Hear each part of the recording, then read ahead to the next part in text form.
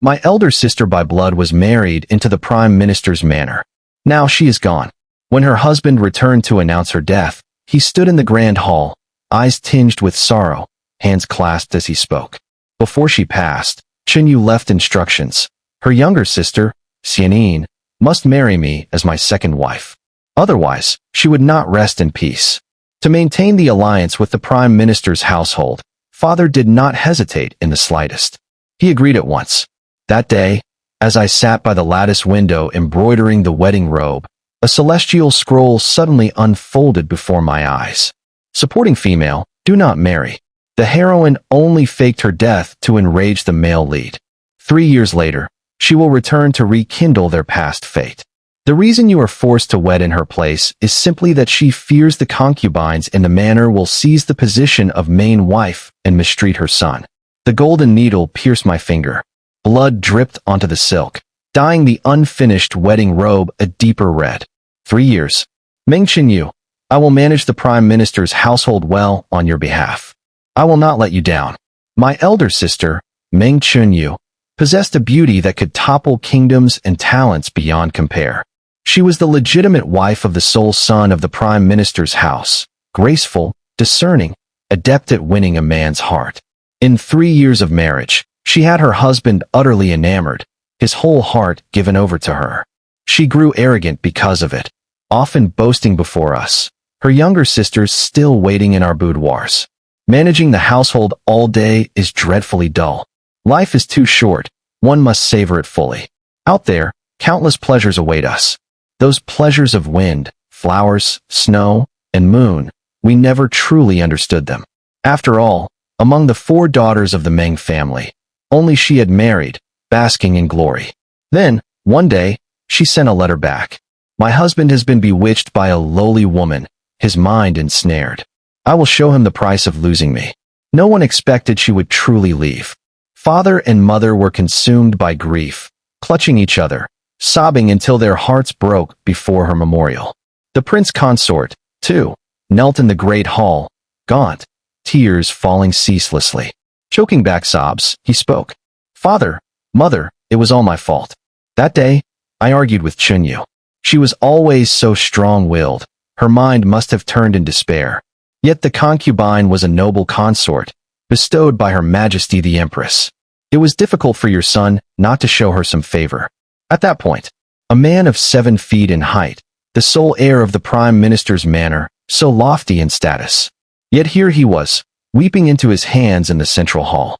His wails were so wrenching they made everyone's heart ache. Even father and mother paused their mourning to comfort him. Only we 3 sisters stood to the side, our expressions indifferent, feeling strangely out of place amid such sorrow. In the past, my elder sister would wail an entire day over the slightest scratch. And now she had ended her own life by hanging herself. No matter how I pondered it, I could not make sense of it. When had Meng Chinyu grown so resolute? But before I could think further, that prince consort cut through my thoughts again. Before she died, Chinyu left word. Her sister Xianyin must marry me as my second wife. Otherwise, she will never close her eyes in peace. His demeanor, his name was Cui Ming, was utterly repugnant. He frowned at me as though I were something that disgusted him beyond measure. Father and mother, moments before immersed in the agony of losing their daughter, were now struck dumb. This good news landed like a slab of jade, leaving them flustered and at a loss. After a long pause, they recovered their wits.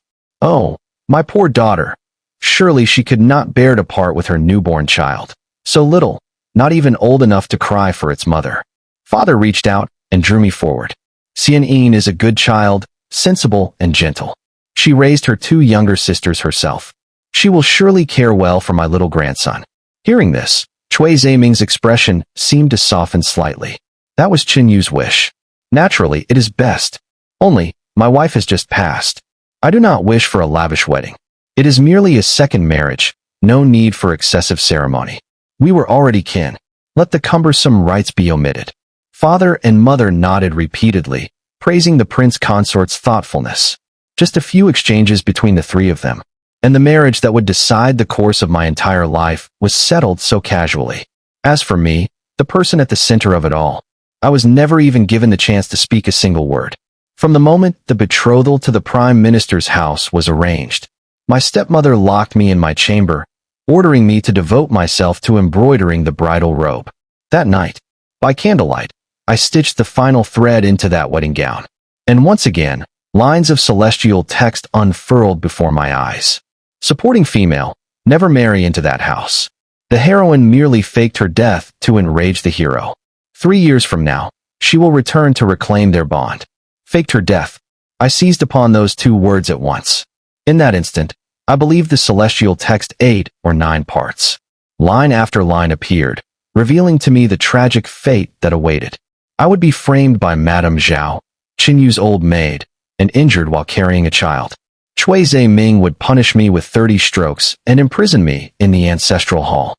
Unable to accept it, I would set fire to myself there. After I died, the 2 of them would shed a few crocodile tears, then roam the world together in carefree bliss. But to me, that still was not enough. Since I was unwilling to submit, then I would drag both of them into hell along with me. To stand by and watch them wander the mountains and rivers in carefree delight was my head stuffed with pig fat. As for that child I had painstakingly raised for 3 years. When Meng Chunyu returned, he turned his back on me without the slightest hesitation, ruthlessly stomping me underfoot. After all, you're just a low-born concubine's daughter. How dare you dream of being my mother? I had always loathed Meng Chunyu, yet I had never once intended to harm a child. Who could have thought I would nurture such an ungrateful wretch? Watching the visions floating in the celestial scroll, I curved my lips in a cold smile. Meng Chunyu, I will manage every affair in the Prime Minister's manor on your behalf. I will not disappoint you. I was the second concubine-born daughter of the Meng family. After me, there were 2 younger sisters. Like me, all 3 of us were born of the concubines.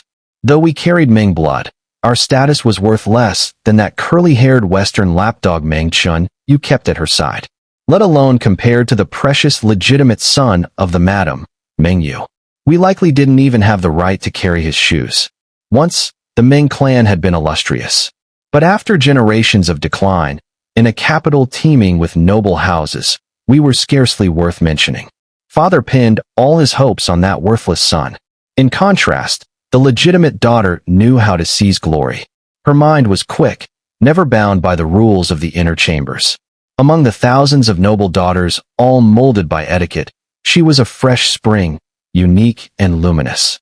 She hosted poetry contests, composed exquisite verses that spread far and wide, even set to music and sung across the realm.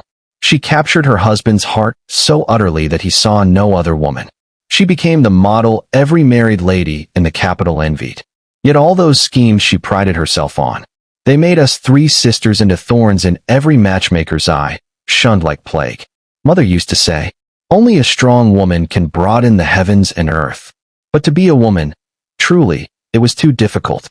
We were locked behind the rear courtyard walls, our only value lying in being married off as tools to strengthen some man's clan. And we, the concubine-born daughters whom no one wanted. We were the abandoned chess pieces of the Meng line. Pity that Meng Chunyu, always lost in her romantic intrigues, never saw through human nature. All she thought was boundless favor, was merely because she could serve as a pillar of support for Meng Yu. Now that she was gone, I had become the last link binding the Mengs to the Cui family. I wagered they would never dare discard me so easily. I rummaged through my bedding and pulled out a stick. A dog-beating stick, used for beating dogs. I tucked it into the folds of my skirt, then knocked on my stepmother's chamber door. Mother, it is I. A voice heavy with impatience came from within. It's late, what is it? Regarding the marriage to the Cui house, your daughter still has some doubts. I have come to seek your counsel. The door was opened by Madame Zhao, the trusted attendant of my stepmother. I stepped inside. Father was there as well. Good. Saved me the trouble of finding them separately. Seeing their faces darken with anger, I spoke before they could scold me. This matter is grave. Mother, please have everyone else withdraw. A vein throbbed on my stepmother's forehead. She shot a look to the maids, ordering them out. Speak quickly. If you dare spout nonsense, I will never spare you.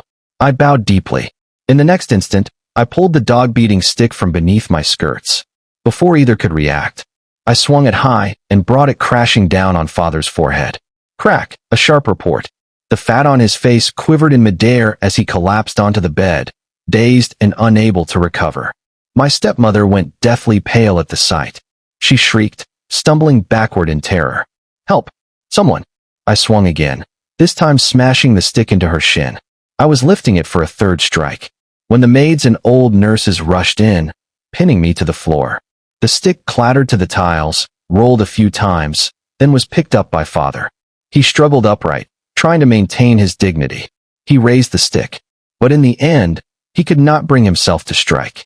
Seeing the mocking calm in my eyes, his face twisted with shame. "Drag her to the ancestral hall. Let her reflect on her crimes. No one is to release her without my order." I lay on the cold floor of the ancestral hall, watching the celestial scroll drift past overhead. Heavens, what a wicked supporting female. The more I watched, the more I adored her. What could I do? With the story already changed, would the supporting female be in danger? I yawned lazily. Rely on my father to take decisive action. I'd sooner trust a sow to climb a tree. At this point, I was the one Chui Zhe-ming himself had named to be his next wife. To avoid any further mishaps, they could only swallow their fury like shards of iron. Sure enough, at dawn, father's closest steward came to escort me out with utmost courtesy. Father wore a kindly, smiling face. "Today is the day your elder sister's coffin is sealed. Be good, don't cause any more trouble." When I said nothing, he gazed at me, his swollen face full of entreaty. "All right." I gave a small nod. Only then did he relax and lead us into the Prime Minister's manor. Father looked like a pig's head. My stepmother limped on one leg. When curious onlookers inquired, they said grief had made them ill. One had bashed his head against a wall, the other sprained her foot. While everyone gathered in the front hall, I slipped away to the room where the coffin lay. I wished to be alone with my sister for a moment. "Leave us." My impending marriage to Chui Zhe-ming was no secret by now. The servants, out of respect for the future second wife, withdrew. Once the room was empty, fourth sister kept watch outside. Third sister and I pushed aside the coffin lid together. Second sister, hurry, urged by her voice. I drew out the dagger hidden in my sleeve and plunged it straight into Meng Qinyu's chest. "If you wish to die, then die thoroughly." We tidied everything, then went to sit in the front hall. The celestial scroll this time flickered even faster. Wait, what did the supporting female just do? Even destroying the heroine's body is pointless. 3 years later, she will still return. The system only needs to snap its fingers to give her a new vessel. Who told the male lead to be her destined true love? Even if her form changes, he will recognize her with a single glance, so moving I could die.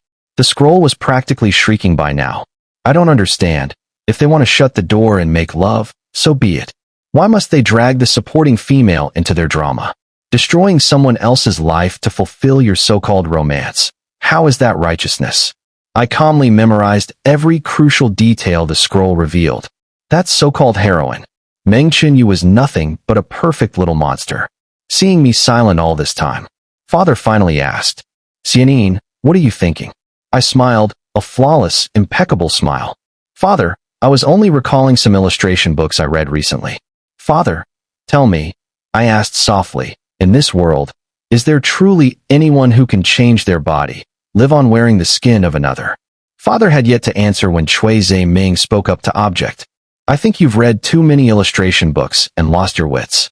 Such nonsense. How could anyone take it seriously? Even if such things existed, it would be nothing but demonic witchcraft. It must be burned to ashes to avert disaster." I feigned contemplation and nodded in agreement. Soon after, the day of my wedding to Chui Zhe-ming arrived. "It's only a second marriage, no need for any ostentation." Those were his exact words. Shortly, a plain sedan chair would arrive to carry me to the Chui household. A few familiar guests would share a few tables of wine, and the matter would be done. I sat in that shabby sedan chair, swaying as it carried me through the Chui gates. From daylight until the fall of night, the Chui family acted as though they had forgotten I existed. The food chest I prepared in advance was withheld. The steward only said it violated propriety. Laughter and chatter drifted in from outside. I no longer cared to wait for Chui Zhe-ming. I lifted my own veil and began to search the room for something to eat. Madame Zhao, standing nearby, immediately interjected. "Young madam, the master has yet to unveil you or share the nuptial wine." The wedding is not complete. It would be improper for you to act thus. This Madame Zhao had once been my elder sister's trusted nurse in this manner. Chen Yu had respected her highly, and the household had flattered her so long she had forgotten her place. Though her tone remained polite, her manner was insolent beyond measure. No sooner had she finished speaking than she reached out to press me back into my seat. Yet before her hand could touch my sleeve, Tui Lu beside me caught her wrist in a flash. Madame Zhao's face twisted in rage. Insolence. I am the senior nurse of the first madam. What are you that you dare lay a hand on me? Even as she shrieked and cursed, Cui Zaiming staggered into the room, reeking of wine. He'd long heard that the second miss of the Meng family had no sense of decorum. His gaze roved over me from head to toe, then he let out a disdainful laugh. As expected, in the letters Chun Yu once sent me, she would always write, "My husband cherishes me. He is the best man in the world." But what man does not steal a taste now and then? Especially one who could not restrain his own crude desires. He looked at me now with a blend of contempt and base hunger that made me sick to my stomach. Cui Zaiming collapsed onto the bed. "Come here. Attend me." The celestial scroll appeared once more. Has the male lead been possessed?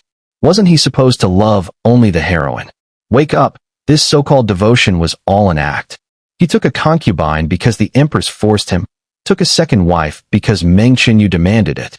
So when he climbs into another's bed, will he say someone made him do that too? One by one, the others in the room quietly withdrew. I lifted my skirts and slowly walked toward Cui Zaiming. His eyes clung to me without blinking. I tilted my head slightly. "Why are you staring at me like that?" He opened his mouth, his breath thick with alcohol. "Though you are crude and low-born, nothing like your elder sister, since you are now my wife, I will not treat you coldly. What should be given to you, I will give, so that no one dares slight you." Inside, I let out a cold laugh. Even if he lusted after this body of mine, he still had to demean me first, as if only by doing so could he feel at ease. I stopped by the bed. My elder sister had not been gone long. If she heard these words, perhaps her heart would shatter. The flicker of desire in Cui Zaiming's eyes died away at once. He seemed embarrassed, his face darkening. The air between us grew taut with hostility. He was waiting for me to bow my head, to coax him first. From a distant courtyard drifted the thin, mournful strains of a flute. A sorrowful tune, soft, wavering, like lamentation. What I had been waiting for had finally arrived. Yet in Zhang Oyan's melody, a few notes fell out of tune. Just as the old saying went, a flawed song will draw the gentleman's gaze. Sure enough, Cui Zaiming's attention shifted to the music. He seemed relieved to have an excuse to leave. "You truly are insensible. Reflect on yourself." With a flick of his sleeve, he turned and left the room, heading straight for Lanxiang Court. Tui Lu helped me remove the jade hairpins from my hair. Just as I was preparing to rest, the door creaked open from outside. Madame Zhao entered, one hand on her hip. "Young madam, please don't blame this servant for speaking too much." Before she could finish, Tui Lu swung her hand and slapped her across the face. "Since you know your tongue runs too freely, shut it. If you can't keep your mouth closed, I will stitch it for you." Madame Zhao's eyes went wide. She opened her lips, as if to retort, but in the end dared not utter a sound. I glanced at the candle stand on the table. The design is too plain. I don't like it. Madame Zhao hesitated before speaking, her voice trembling. "Young madam, this is the style the late madam preferred. If you do not care for it, tomorrow I will ask the steward to prepare a new set." Tui Lu shook her head faintly. "You misunderstand. The young madam dislikes this candle stand because she likes your hands. Tonight, you'll trouble yourself to stand here, holding the candle for her." I yawned. I had only just set foot here. Of course the old master's dogs would not submit so easily. But if I let these insolent servants crawl onto my head now, I might as well pack my things and serve tea to Madame Zhao instead. At dawn the next day, returning from paying respects to the old madam, I was served a bowl of lock-in soup. When the sun was high, Zhang Oyan finally arrived, swaying her slender waist to greet me. This concubine greets the young madam. She was beautiful, delicate, seductive. Her voice soft and frail. If I were a man, perhaps the sound alone would have been enough to make my heart flutter. She was entirely different from my elder sister. And who does not crave novelty? Those vows of eternal love, swearing to cherish only one woman. Pleasant to hear, nothing more. Jiang Oyin sat down at her ease. Last night, I did not mean to compete for the master's favor. I merely thought of the old tune he once taught me to play, and on impulse, I took out the flute. She smiled faintly, a hint of shy sweetness in her expression. Alas, Jiang Oyin sighed delicately. This concubine was foolish. I played a few wrong notes by mistake. The master could not bear to hear the discord, and came to my quarters to teach me again. Inside, I let out a cold laugh. A woman personally bestowed by Her Majesty the Empress dared to call herself ignorant. While my elder sister, Meng Chunyu, had always proclaimed herself the most talented among all the noble daughters in the capital. Truly, heaven and earth have been turned upside down. Since you are so eager to learn, I said lightly, I happen to have some rare music scores collected from renowned masters. I shall have them delivered to you to study. I turned to Tui Lu. Invite a few distinguished teachers for concubine Jiang. Make sure they impart to her the most exquisite techniques. Then I smiled at Jiang Oyin. Practice without worry. In a few days, I shall personally test you. Every day, I sent people to Lanxiang Court, officially to guide her, but in truth, to watch her every move. So each time I went to pay respects to the old madam, from the neighboring courtyard came Jiang Oyan's flute, sounding punctually at every practice hour. Not until the sun sank in the west was she allowed to stop. Before long, Cui Zaiming brought her to attend the family meal. Jiang Oyan bowed her head low. Madam, please take your meal. But as she spoke, her once lilting voice had turned hoarse and broken, no different than a torn bellow's wheezing air. Another woman might have wept and raged. Yet Jiang Oyan endured it all. This single step back of hers softened Cui Zaiming's heart. Chenyu was always gentle, kind. She wouldn't harm even an ant. How could she have a sister so cruel as you? My eyes reddened faintly. Elder sister was most skilled at the flute. When she played the cuckoo source, all who heard it were moved to tears. Alas, beauty is ever ill-fated. Cui Zaiming stared at me, stunned. Gradually, sorrow darkened his features. The other day when Oyin played wrong notes, I still have acquaintances among the masters who taught your sister. I thought they might help you improve. But, training in the dead of winter or the heat of summer demands perseverance. I never imagined. No matter. If you dislike it, I shall send them away. Jiang Oyin looked stricken, as if about to panic. She tried to speak, but her voice cracked so badly it was painful to hear. She forced out a few hoarse words before Cui Zaiming frowned and cut her off. I glanced at Madame Zhao standing nearby. Truly, my elder sister had been thorough in all things. She worried out concubine Zhang's health, I said gently. So she ordered Madame Zhao to prepare herbal tonics every day and deliver them to Lanxiang Court. Now that concubine Jiang is here in person, Madame Zhao need not trouble herself further. Madame Zhao's eyes met mine, her body bowing lower and lower, trembling as she sank into a deep crouch. She scrambled to pick up a bowl of medicine, offering it with shaking hands to Cui Zaiming. Seeing the growing suspicion in his gaze, I slowly added, no doubt my sister feared concubine Jiang would forget her medicine, so she asked Madame Zhao to brew it herself. I tilted my head in feigned concern. Come to think of it, concubine Jiang, is your health poor? Shall I summon a physician to examine you? Jiang Oyan's face had gone utterly white. With a dull thud, she collapsed to her knees. Her voice rasped, raw with strain. I have always taken the tonics prepared in my own quarters. Yet this bowl appeared in Madame Zhao's hands. How could I not suspect? Cui Zaiming's face darkened. The tenderness of moments before vanished like smoke. With a sudden crash, he hurled his teacup to the floor. Investigate this at once. He was already beginning to suspect, but without proof, he clung to denial. In his heart, Meng Chunyu had always been flawless, unsullied. Now that the illusion was cracking, he could not bear it. Madame Zhao still tried to protest. I laid a hand lightly on my chest, voice softening. Madame Zhao, what is the meaning of this? Speak truthfully. Her whole body shivered. She fell prostrate on the tiles. Forgive me, master. It was all by Madame Chenyu's orders. In the end, Cui Zaiming ordered her dragged out and beaten to death. No rumor of it ever escaped the Cui estate. No one dared speak of it again. That was the final scrap of dignity Cui Zaiming left Meng Chenyu. Perhaps because of this scandal, Cui Zaiming did not enter my chambers for many days. That, of course, was precisely what I had wanted. Soon after, A great piece of news spread from Jiang Oyan's quarters. She was pregnant. The moment it was announced, even the old madam, who had spent years secluded in prayer, emerged in person. For so many years, my son has had no child at his knee while all his peers have children running underfoot. At last, he shall have another little one. Even young Xiong will have a companion to play with. As she spoke, her gaze kept flicking toward me, sharp as blades.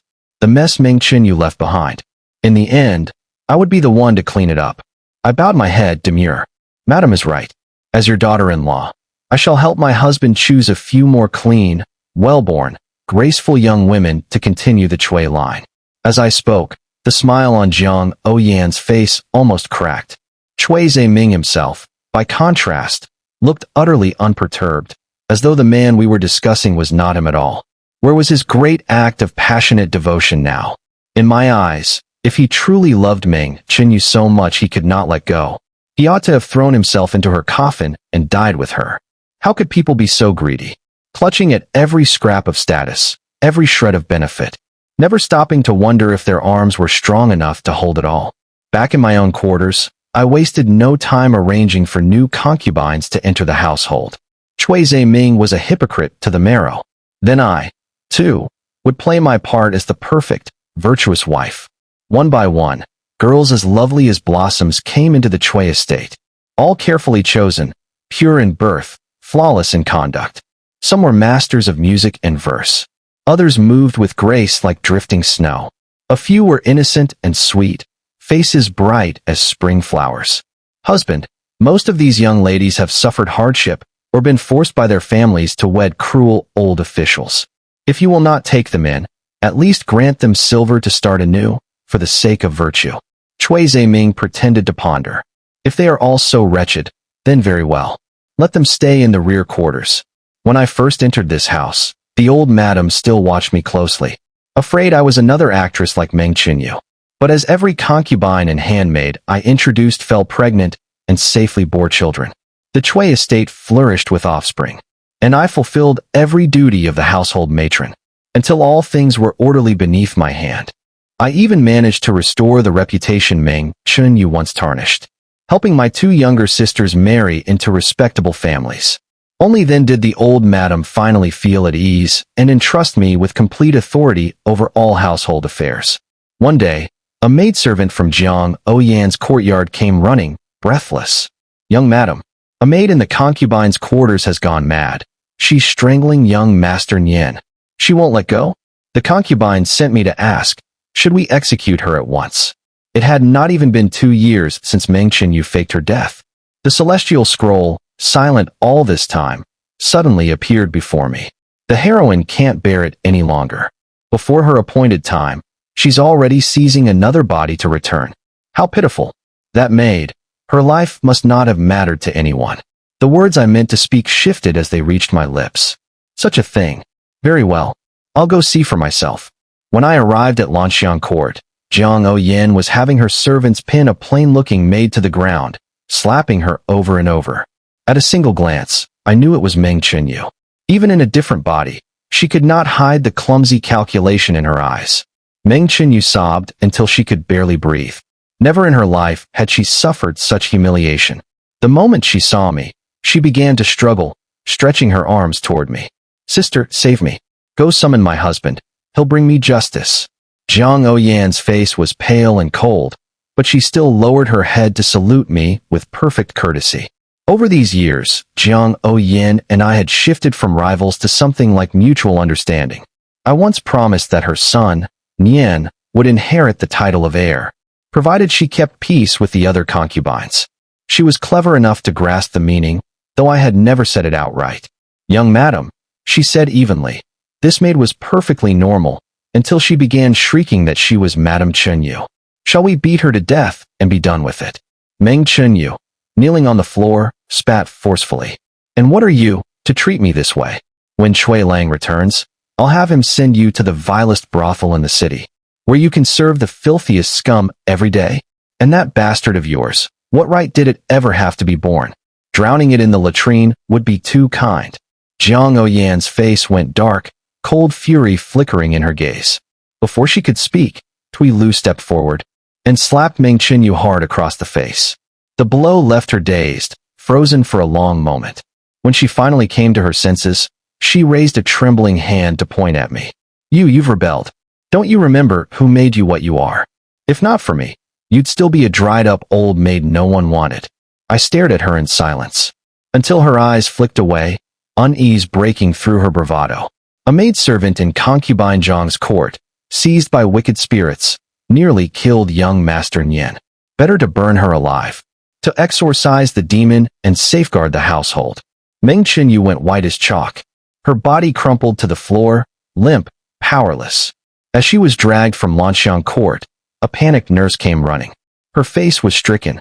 Young madam, while this servant was called away by a strange page, I returned to find. I frowned. Out with it. No stammering. With a dull thud, she fell to her knees. When I came back, young Master Xiong had fallen into the courtyard pond. He is gone. Zhang Oyan clapped a hand over her mouth, aghast. What? What are we to do?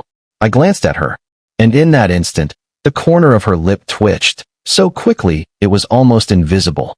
Before she quietly stepped back, Meng Qinyu nearly collapsed, saved only by Tui Lu catching her arm. My child, oh heaven, my child. She wailed as if her heart were being torn from her chest. Yet truly, I could not comprehend her grief. That child, she had never even held him once. Was there any real affection there? Once the matter was dealt with, I reclined on the chaise, letting Tui Lu knead my shoulders. Meng Qinyu knelt below, her face blank with shock. It has been some time, hasn't it, elder sister? She started upright, her eyes wide. You recognized me. Wicked woman. You let Zhang Oyan disgrace me. You ordered my child's death. I will see Cui Lang skin you alive to avenge me. I shook my head.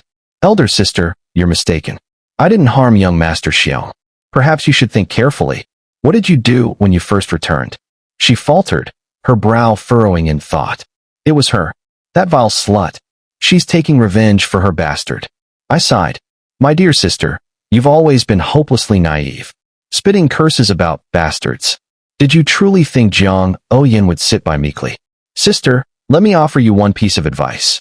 You should stop demanding an audience with your husband. I fear you will only wound your own heart. She lifted her chin. You're afraid, aren't you? I brushed Tui Lu's hand aside and stepped down from the dais. Tell me, where is the soul that once owned this body? Crawling around in another's skin, how did you manage it? Her face flashed with triumphant pride. I am blessed by the gods. Unlike you petty mortals. That is how I have returned. My lips curled faintly. Good. Then I should very much like to see just what sort of devil your so-called gods are. When Cui Ming received news that young Master Xiong had died, he rushed home in a panic. Stepping through the door, he found me confronting Meng Qinyu.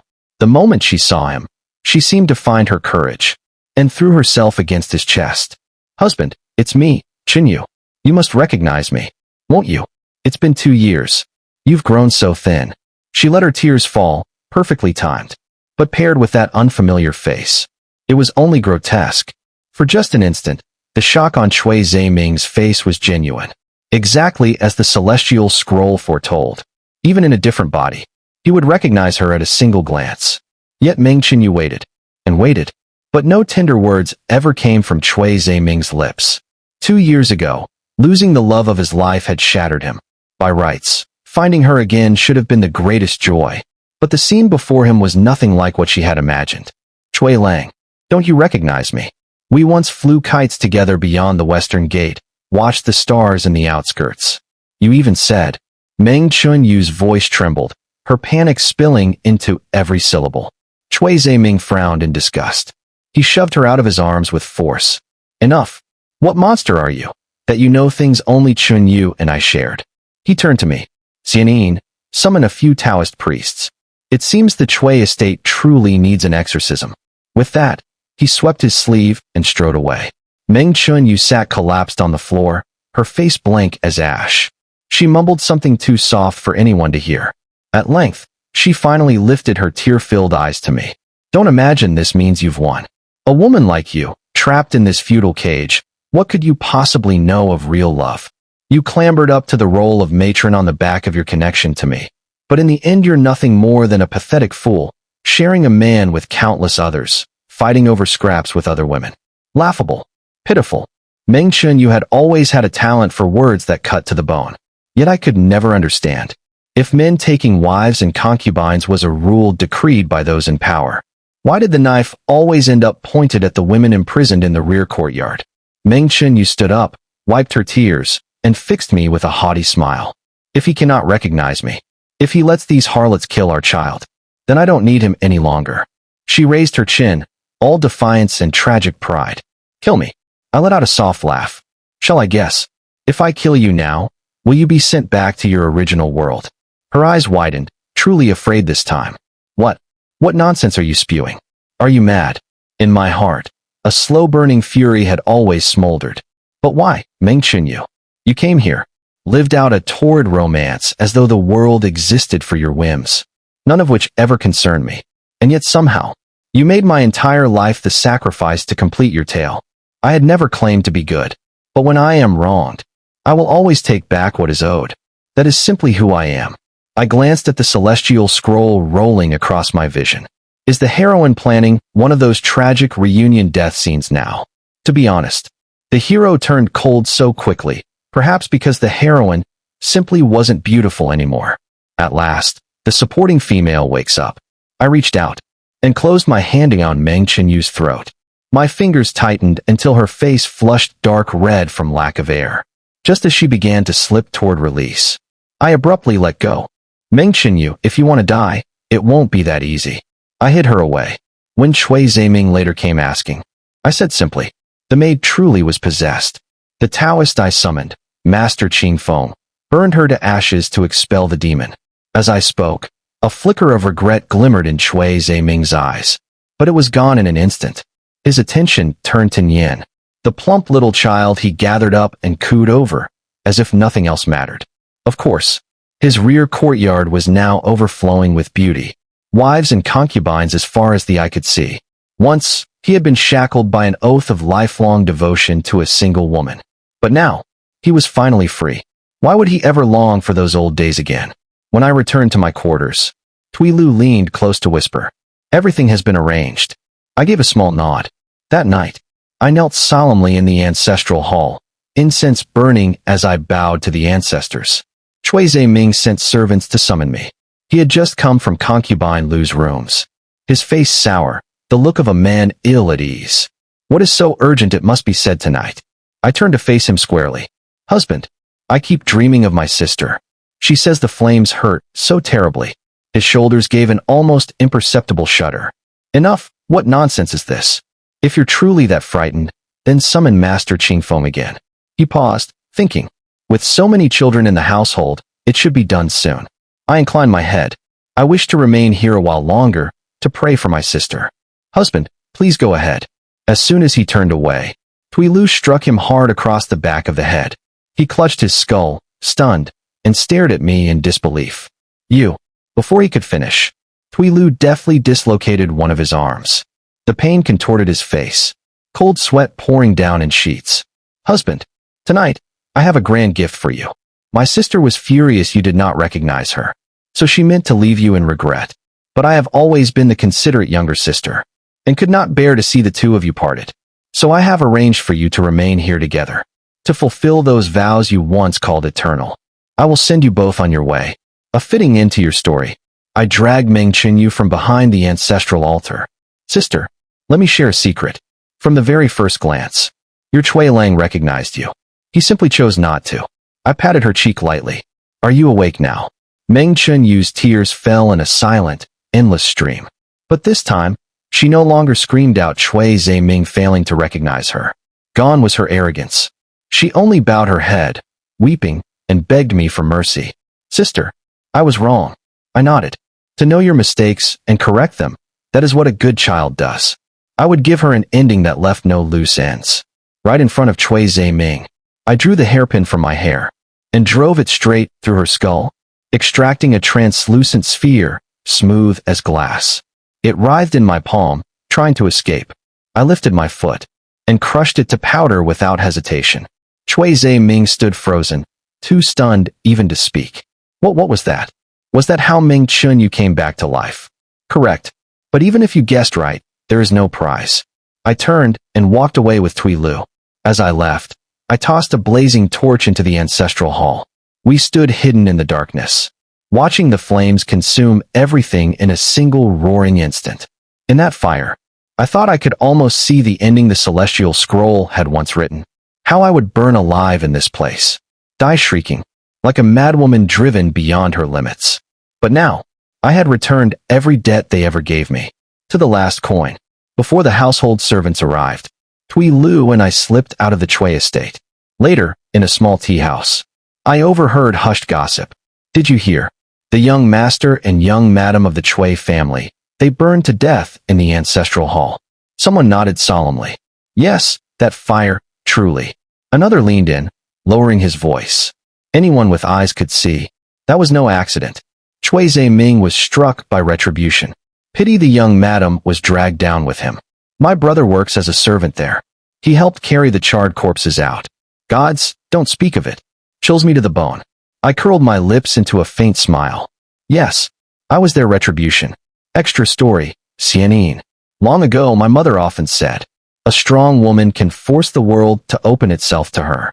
So, when father demoted her from principal wife to concubine, she immediately demanded a formal separation. Father flew into a rage.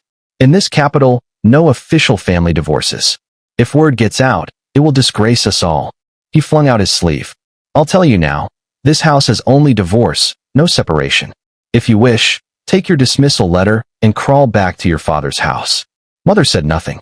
She simply raised the dog-beating staff in her hand and cracked it across his forehead. Her voice was cold and steady. I'll say it plainly. I will accept either separation or widowhood. Choose. Blood streamed down father's face. Too stunned to rage further, he called for the physician. Mother seized the chaos, marched straight to the gates, and shouted every vile thing father had done to her. I still remember. It caused such a scandal, the entire district was in uproar. That night, she held me close and whispered, "This world is too cruel to women. Everyone calls me shameless." I shook my head. No, the shameless one is him. Mother laughed softly. In the end, she paid dearly to leave, as if tearing off her own skin. Yet she departed with her head high, like a victor returning from war. After she left, she never went back to her family, never sent word home. For years, father believed she must have died somewhere far away. But I knew. She was living far better than he could imagine. Mother never stopped writing to me. When she learned of my plans, she sent me Tui Lu, the woman who had served faithfully at her side. Tui Lu had followed mother across half the country, so naturally she was no ordinary handmaid. That was how she could so easily dislocate Chui Ming's arm. In my past life, I was dull-witted, a puppet on someone else's strings, never showing an ounce of the resolve my mother once possessed. I thought submission would earn peace. In the end, I burned to death in the ancestral hall, like a pathetic moth. But now, the ending was entirely different. Just remembering the wretched fate of Chui Ming and Meng Qinyu, it filled me with a satisfaction I had never known. Tui Lu and I traveled south. The scenery here was beautiful beyond words. Tui Lu smiled. Yes, Madam prepared everything long ago. She was only waiting for you to arrive. I never imagined my mother would leave me such a gift. Though once the mistress of a grand household, she had learned exactly how to grasp a man's heart. And now, her businesses stretched across the provinces. Her name known throughout Jiangnan. Even the fifth prince, on tour in the south, had personally commended her silk trade. And later, she was granted the unprecedented title of imperial merchant. No one dared slight her again. My precious child, these men are all personal guards your mother chose for you. Each is strong as a Dayan, brave as a tiger. She held me close. As a woman, you must learn to be good to yourself. I nodded stiffly. At last, these good days were finally mine. The end.